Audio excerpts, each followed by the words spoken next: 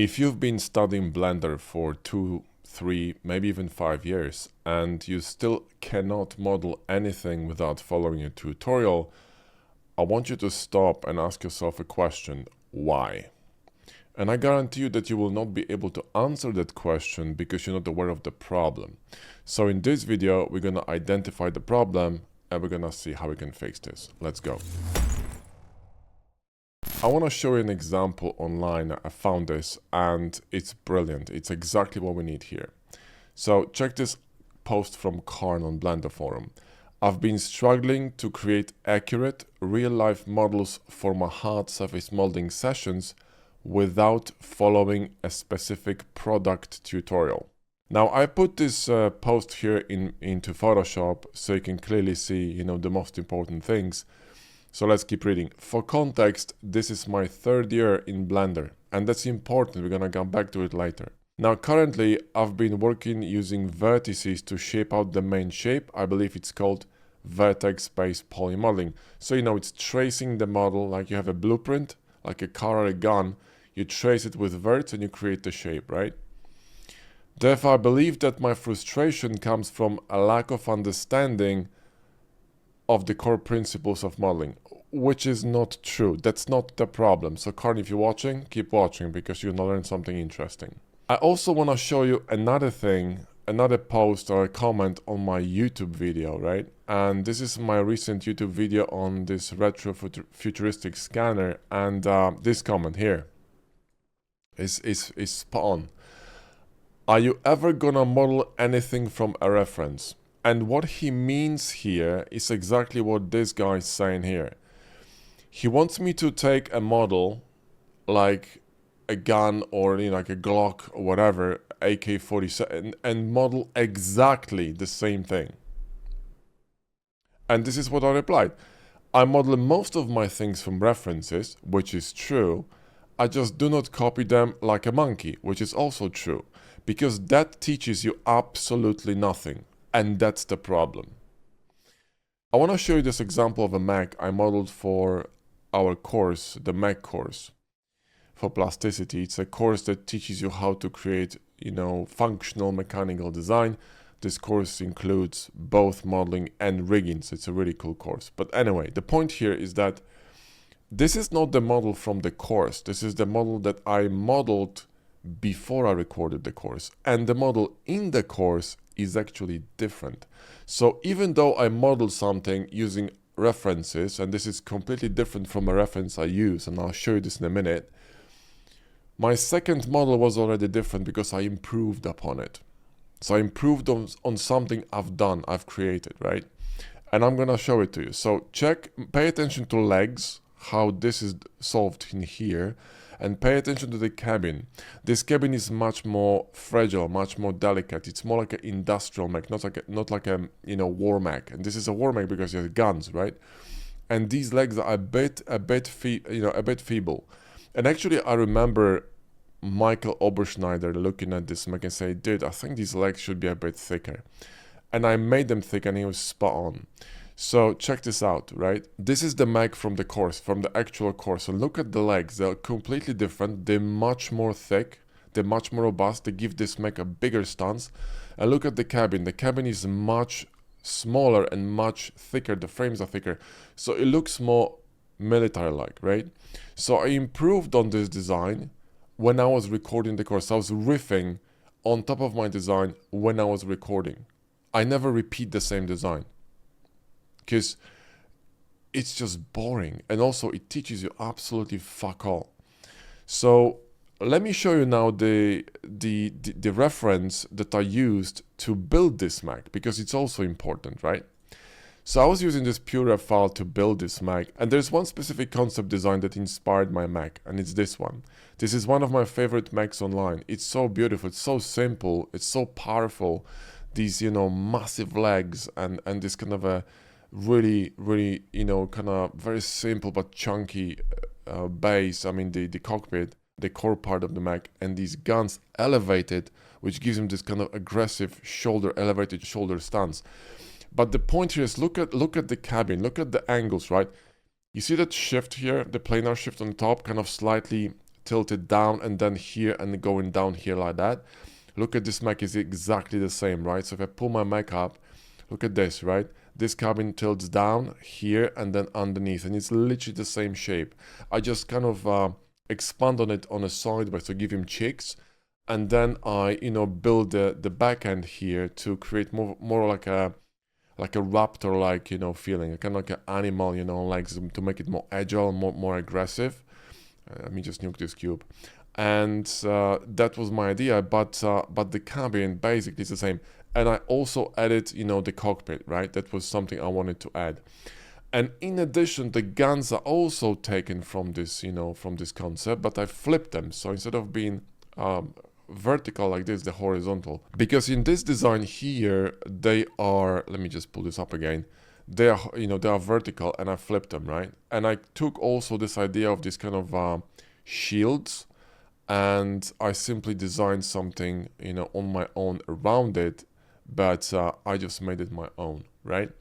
So that was the inspiration for the Mac, and I got stuck. I got stuck on the feet, and I wasn't sure what the hell am I supposed to do with the feet. So I went back to my reference folder, right, to my PureRef file, and I, looked at all these Macs, and I took an inspiration from Lone Wolf. He has fantastic designs on his ArtStation. Check him out.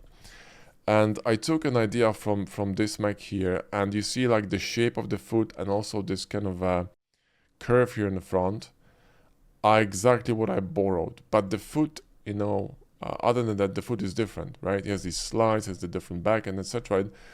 But the core idea was simply, oh shit, that's gonna fit, right? I needed feet that gonna be really, large, massive, chunky, but also fit the design. And it's really important. So see, that's how I think when I model. And if you're gonna be modeling exactly how tutorial teaches you, if you already know the tools and all the workflow and everything, you are wasting your time. No tutorial is going to fix that for you. It doesn't matter how many tutorials you're gonna go through, you're always gonna be repeating other people because your brain doesn't really work, it's on idle.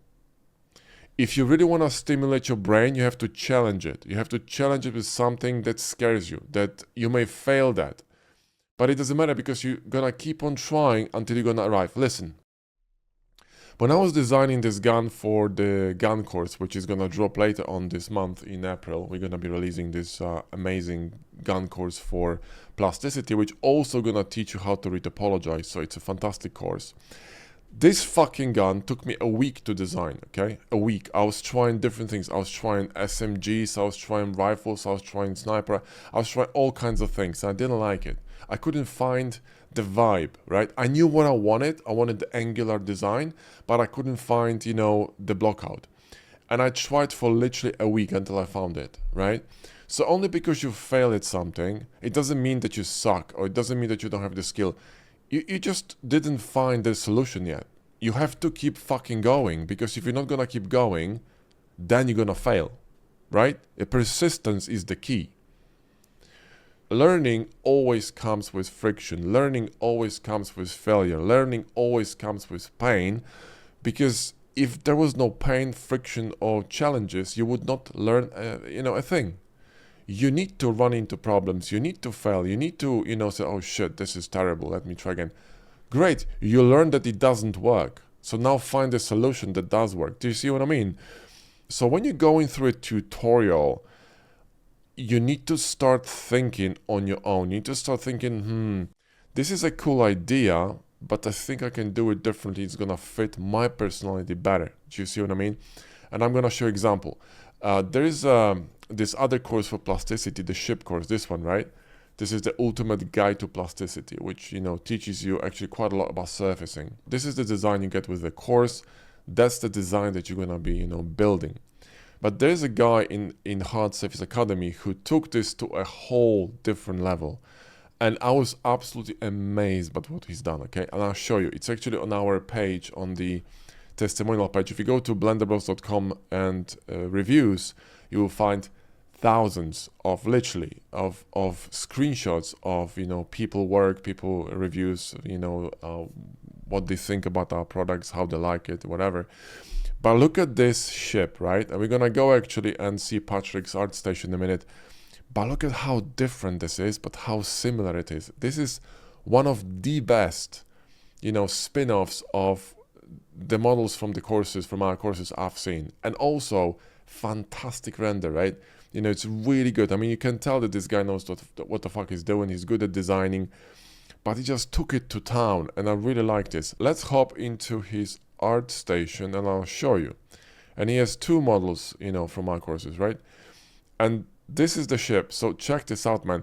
He extended the cockpit. He divided cockpit into sliding parts, and the rear is for the robot. And I mean, this is just brilliant. And he took the guns. The guns are identical, right?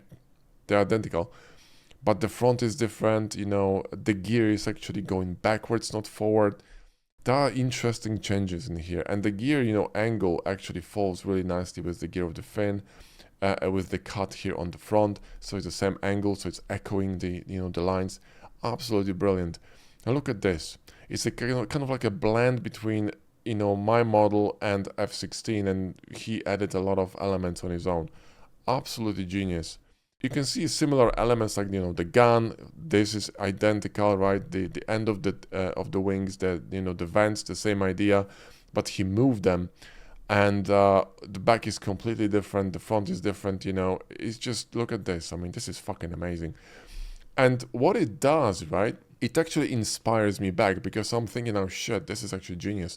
Maybe next time I'm gonna make a plane or like a sci-fi ship, I could include some kind of like a cockpit, or maybe like a slot for a robot, like in Star Wars, like for R2-D2 or something like this. And this kind of makes my juices flowing. Do you know what I mean? And that's what I want to see.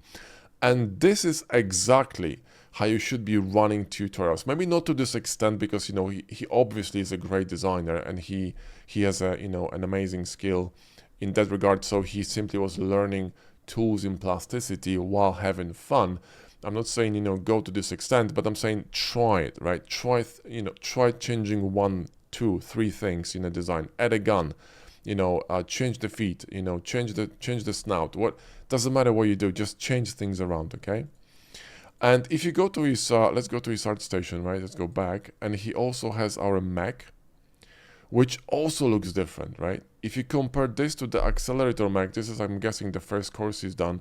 It's different, and it's beautiful. Look at this, amazing blue eye here, with this line kind of shifting forward, making these eyes kind of squint. And he changed the stance, is a bit wider. He changed the legs, they kind of narrow down to the bottom, so it makes him look a bit more slender. I really like the, these elements here in the back. He did a lot of changes with the design. So he took my design and he literally improved upon it using his kind of feeling and sense of, of style and knowledge of design. But he didn't develop this skill in 2 days. It took him a long time, but every time he does this, he improves and improves and improves. Do you see what I mean? So he can create more and more complex and more different ideas than the original course. And that's the whole point, right? Now, he was a member of our academy, the Hard Surface Academy, and it's a fantastic program for anyone who wants to grow. And it includes not just amazing 5 core curriculums. They will not only boost your knowledge of light composition, but also they're going to boost your design skills and also boost your mindset. We have over 700 people going through that program, and they achieved amazing results. Here's one of the examples, right? By the way, if you're interested, the program is on blenderbros.com/academy. The link is in the video description. I hope to see you there. By the way, going back, so see, that's the way I want you to think when you're going to be modeling next time, either from references or from, from a tutorial. Try to imbue whatever you're doing with your own style. Try to change things. Try to use the knowledge of the tools and knowledge of the workflow and add-ons and whatever you've learned over the years to do something on your own. But how do you do this, right? Well, you need to gather a lot of references, and I'm telling you, like, a lot of references. My PureRef folder on my computer, right? As you can see, it's about 80 gigabytes. I got probably about 8,000 or 9,000 screenshots just from Star Citizen, and I took them personally. I spent probably close to 3 or 4 weeks in game. Just running around screenshotting the shit out of this, okay? You need to immerse yourself in the design. You need to immerse yourself in good art. You need to immerse yourself, in imagery that's going to not just inspire you, but it's going to teach you the correct design. You need to surround yourself by artwork from people who know what the fuck they're doing. People like Vitaly Bulgarov, Edon Gurazio, Alex Senchel, Jan Urschel, right? They weren't born with the skill of amazing design. They developed it. They worked at it. I have an interview with Michael Oberschneider, who was a designer at Star Citizen, and he still works for them, I think, on 1 or 2 designs. And he designed a few ships. And, he mentioned that his portfolio is a result of decades of working. Decades, not days, not years, not, decades. It fucking takes time. But it's not what you're going to do throughout the year that's important, but what you're gonna do every day, right? You need to improve every day. Every day you should be learning something new. Every day you should be overcoming a small challenge. Every day you should be doing something that you think you can't do, but you're gonna try anyway. Every day you need to push yourself. Every single course I record has a different model in it. Because, first of all, redesigning the same thing is boring, unless, that's the purpose of the course. If I was creating Accelerator 2.0, I would be creating a Mac, probably building on top of the design that, I created initially. And I guarantee you, I will look at all these screenshots. We have hundreds, if not thousands of screenshots of this Mac, because we have like 5,000 people, finishing the course, and they loved it. But I'll be looking at these and I'll be thinking, maybe I can find something that's going to inspire me. I remember one of these Macs like a massive gun underneath. It was brilliant, right? Like a massive, like a cannon. And it was fantastic. And these images were very inspiring to me, so I'll be looking at them before I'm going to design something. But I will still go with something, that I think that, that aligns with my personality, my style, what I really want to do, who I am as an artist. So when I'm working from references, I never, recreate the same thing. I remember there was a video on YouTube I posted ages ago. It was a design of a Borderlands scope. And someone commented, it doesn't look the same. I know. That's the whole fucking point. You get inspired by the style and you create something that's more you, that's unique, that's not out there. That's the whole point. I know that when you're gonna get a job, for example, at a game studio, you're gonna have to maybe occasionally, or depends on your job, you'll have to take a design from a concept artist and recreate it in 3D software. Fair enough. But if you want to become a concept artist, concept designer, like I'm guessing, like Karn here, then you can't just repeat what you see in tutorials, because you're gonna get stuck in the mud forever. And you're gonna be just a monkey, repeating what other people's done. And it's not being an artist, this is just a craftsmanship. If you cannot create something from scratch that's original and that's yours, and it's within your style, you are not an artist. You are a craftsman who knows how to use tools to reproduce something that exists. That's it. Right?